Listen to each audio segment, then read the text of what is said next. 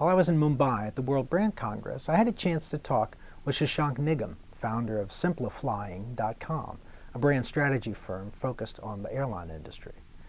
We discussed the impact of social media on service industries, case studies from the airline industry, and why customers can relate better to brands that show a human face. Here's what he had to say.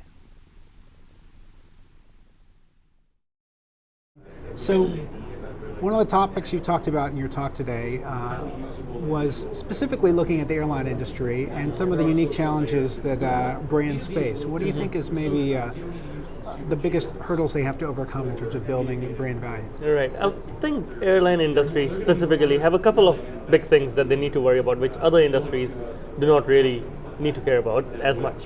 One is the brand, how badly the brand is affected from externalities which are beyond control, and second is silos. Let me dive into the first one. Very often there are weather delays, there are union strikes, or there's a late delivery of a plane from Boeing or Airbus, and your impression of the airline is negatively affected. Airlines themselves have not done anything to cause that, but your brand perception has changed. Now that's something that's beyond airlines' control, and that's been a traditional, Achilles heel for the industry. How airlines have been able to conquer that those that have been successful, is to be able to respond to that in a real-time fashion, addressing the concerns of the consumer. And a very good example is the 14th of February 2007 snowstorm delays of JetBlue, which caused a system-wide chaos. And of course that hit a lot of airlines and the New York airport at that time. Exactly. But JetBlue specifically had their CEO who went on YouTube and addressed the concerns of the consumers, and his response was well taken. And the person behind this, Morgan Johnston, who had just joined JetBlue at that time, fast forward 2 years, and he's now heading up the whole of social media at JetBlue itself. He manages a team who then manages over 1 million Twitter followers and hundreds of thousands of Facebook fans that JetBlue has amassed. So I think he's done a great job for himself by introducing social media into JetBlue. And what have they gotten in terms of benefits from participating in social media, besides maybe, obviously sort of crisis response, as you said? Are there other benefits they've seen to the brand? Absolutely. I mean, you look at the buzz. So I would say there are a few things. One is buzz, second is ROI, actual ticket sales, and the third is loyalty.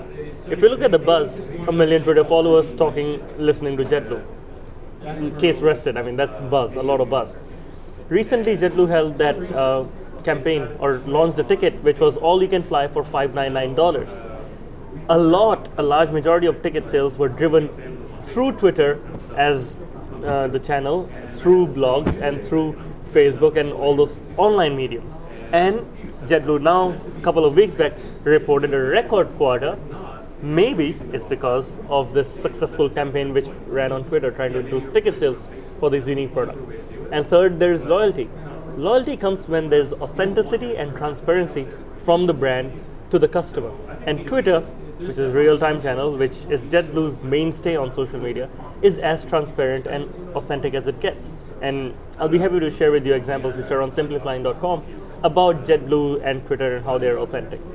How do you see companies like this in the airline industry, or it may apply just as well in other industries, organizing these teams? I mean, are they creating a department specifically to handle these new media? Are they running it out of marketing or out of maybe their customer service departments? Right. I think that's more of a constant struggle, especially as airlines or other organizations get into social media.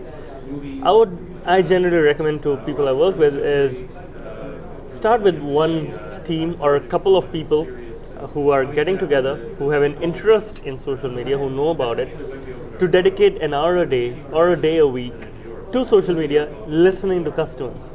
Once they've amassed some, figured out where the customers are. For example, Singapore Airlines probably shouldn't head to Twitter, but JetBlue should, because that's where the customers are.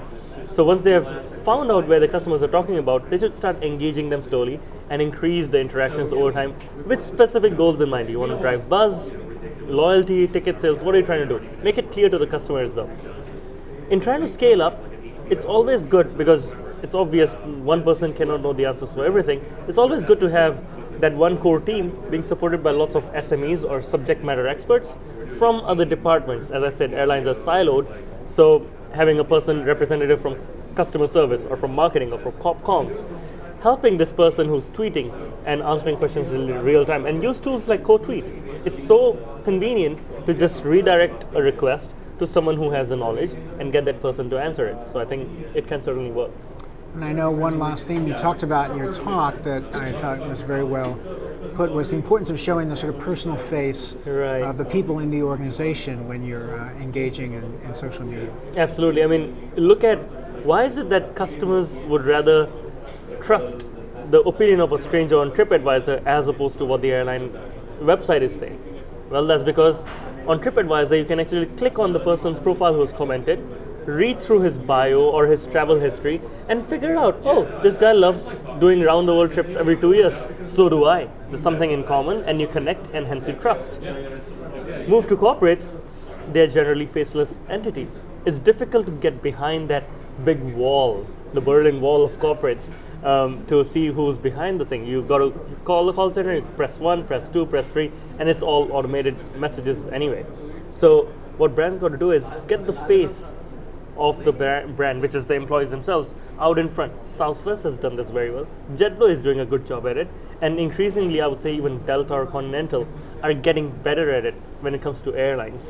And the moment customers can attach a face to the brand, they will relate to it personally because it's no longer a faceless corporate entity.